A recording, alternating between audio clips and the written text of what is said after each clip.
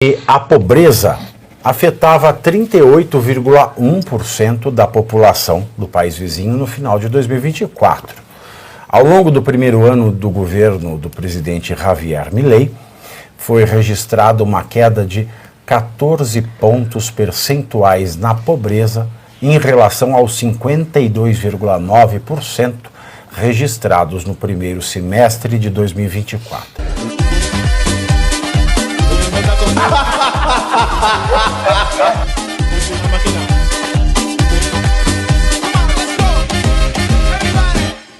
Né? Quantas pedras. Olha, o Instituto Nacional de Estatísticas da Argentina informou ontem que a pobreza afetava 38,1% da população do país vizinho no final de 2024. Ao longo do primeiro ano do governo do presidente Javier Milei, foi registrada uma queda de 14 pontos percentuais na pobreza em relação aos 52,9% registrados no primeiro semestre de 2024.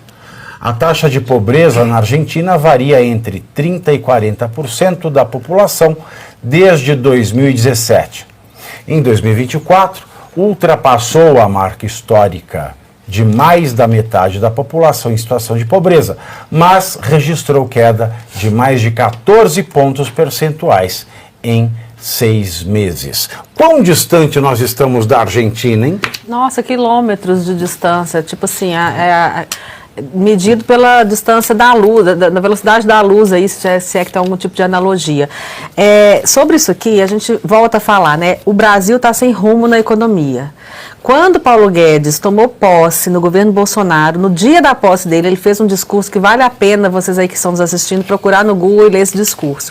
Ele já tinha ali traçado no primeiro dia, no dia da posse dele como ministro, tudo o que ele pretendia fazer para a economia do país entrar nos eixos. E é o que o Milei está fazendo aqui também, entendeu? Então o Milei tomou posse e começou a fazer as alterações e as reformas que eram necessárias econômicas para que o país saísse da situação deplorável que estava do ponto de vista econômico. Coisa que aqui no Brasil nós não estamos fazendo, nós estamos fazendo o inverso. Nós estamos apostando no endividamento da população, nós estamos apostando na irresponsabilidade fiscal, nós estamos gastando muito mais do que nós arrecadamos, nós estamos aumentando cada vez mais a carga tributária, asfixiando o setor produtivo do país. Então, é uma matemática, é uma receita que só vai dar errado, não tem jeito desse bolo crescer. Então, é isso aí.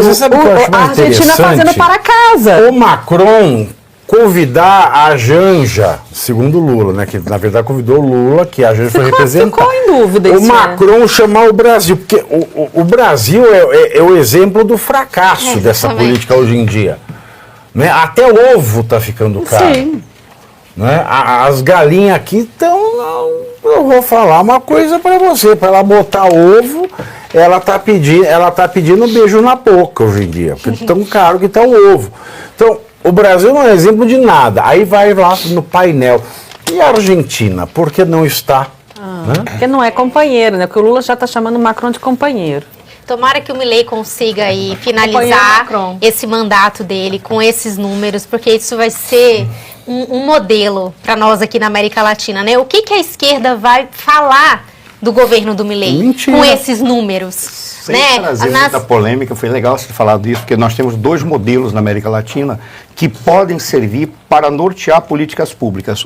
É o Milei na Argentina, um é o Milei na Argentina, o outro é o Bukele em El Salvador.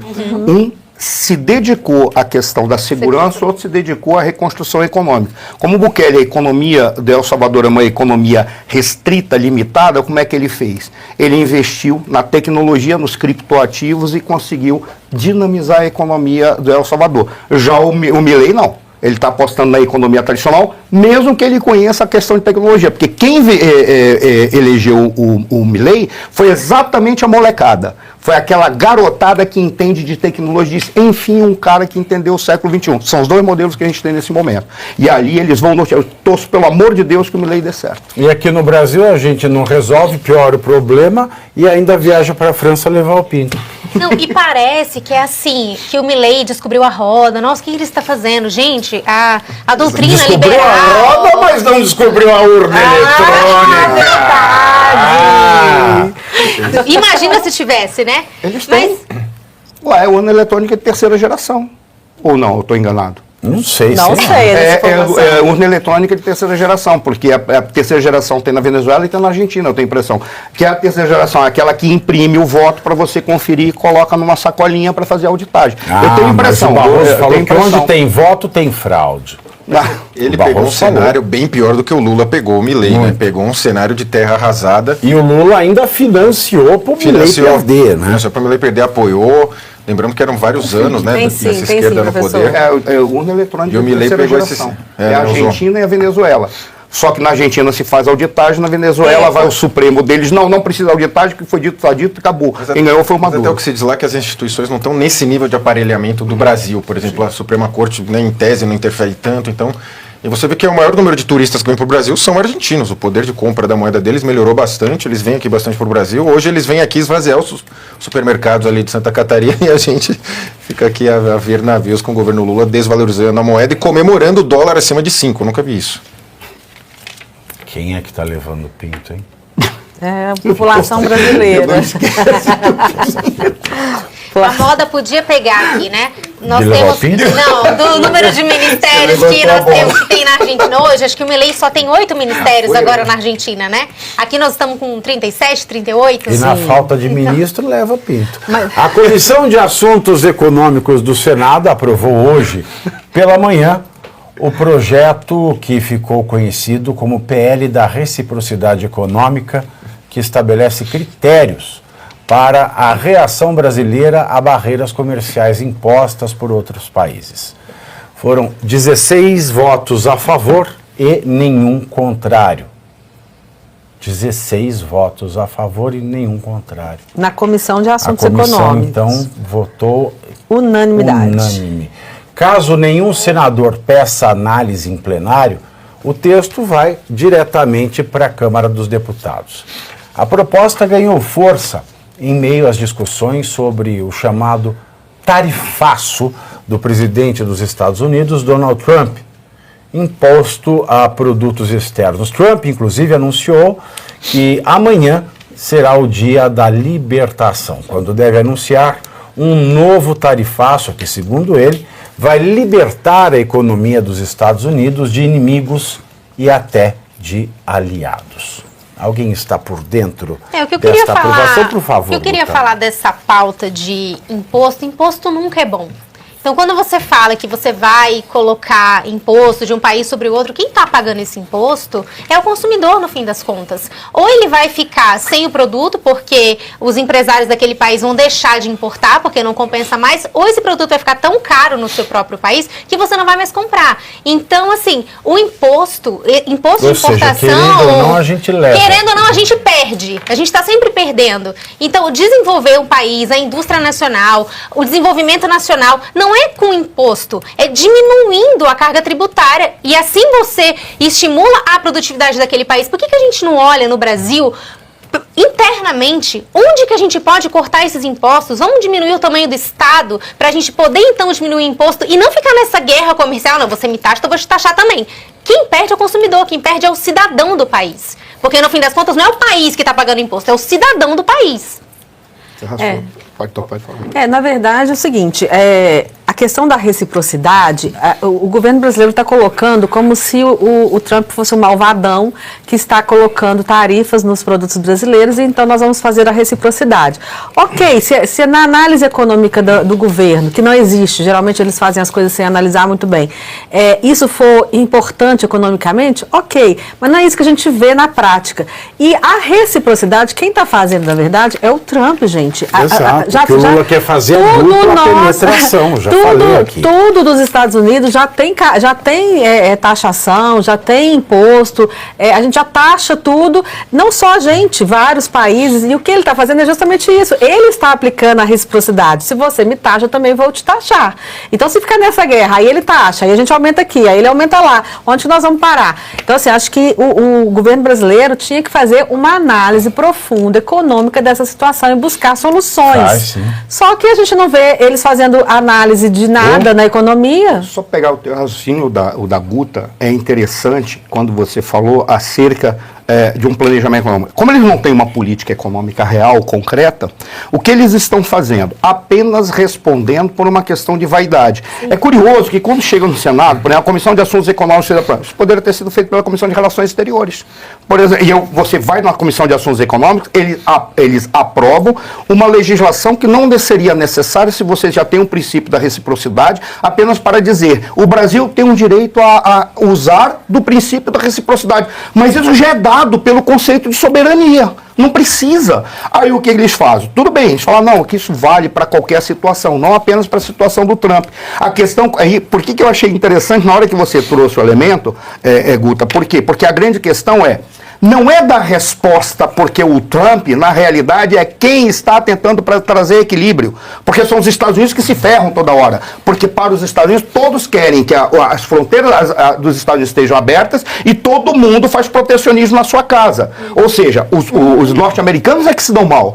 Aí eles pegam, não, eu quero responder. A lógica tudo bem, vai dificultar economicamente. O que a gente tem que verificar? Aquilo que é interessante, por exemplo, na importação de insumos, para que a gente traga insumos mais baratos. Por que eu vou colocar imposto apenas para responder os Estados Unidos? Porque eu só preciso de insumos para produzir melhor e invadir ou avançar em mercados que os norte-americanos não querem mais ser nossos. A lógica que você colocou, eu particularmente, eu achei maravilhosa. Por quê? Porque a lógica é exatamente de fazer um planejamento estratégico ao invés de brigar com um ou outro cara. Não é isso que interessa. Interessa ter uma política econômica clara, coisa que ele não tem. Aí vem, me assusta... Não, foi no Senado, desculpa, eu ia falar bobagem. Me assusta que o Senado perca tempo fazendo uma imbecilidade como essa. O presidente da comissão é o Renan Calheiros. Bom, então não precisa falar mais nada. E a Tereza Cristina também foi uma das que atuou a favor, lembrando que foi aprovado por unanimidade, inclusive com os votos da nossa direita no Congresso. Mas o texto diz essencialmente que se houver a tarifa do Trump, né, que ainda não é tão certa, só teve a do alumínio, a gente pode retaliar. Ou seja, uma coisa que, como você disse, já existe na soberania de qualquer nação, você me taxa, eu te taxo de volta. Mas a ideia do Trump é igualar, e é proteção mesmo dos Estados Unidos. Ele nunca falou, eu sou um liberal e tal, vamos zerar a taxa. Ele nunca falou, esse discurso nunca foi o dele. Republicano é protecionista. A história do Partido Republicano é o mundo que venha comprar aqui e nós vamos sobretaxar sempre. O que nos interessa é a economia interna dos Estados Unidos. O Partido Republicano sempre se comportou assim. Assusta os caras verem um republicano chegar no poder e ficar assustado porque ele vai querer dar reciprocidade. É o que o senhor colocou muito bem, professor. O problema não é taxar os produtos de qualquer país. O problema é o motivo pelo qual você está fazendo isso. Por uma vaidade, uma guerrinha besta, ou se é porque foi feita uma análise econômica e entendeu que alguns setores precisam dessa taxa, etc., para alguma coisa que seja produtiva para o país. Mas o que nós estamos vendo é só essa briguinha mesmo do Lula falando de Trump, etc. e tal. A verdade é que o Brasil está hoje no poder com gente hipócrita. Só tem hipócrita. Nós temos um STF hipócrita, uma PGR hipócrita, um AGU, além de imbecil, hipócrita. Nós temos o governo federal hipócrita, ministro hipócrita, nós temos liderança no Senado hipócrita, liderança na Câmara hipócrita. É uma hipocrisia que não acaba mais. Você veja, o Gonetti. O Gonetti falou que ainda não pautou nada do Juscelino Filho. Filho de quem? Filho do Juscelino. Porque não é urgente, não tem ninguém preso. Mas o Gonetti já se manifestou à torta e à direita naquele caso das emendas dos deputados do PL. É do PL, não é do Juscelino Filho. Filho de quem? Do Juscelino, que é ministro do governo Lula. Só tem hipócrita neste país.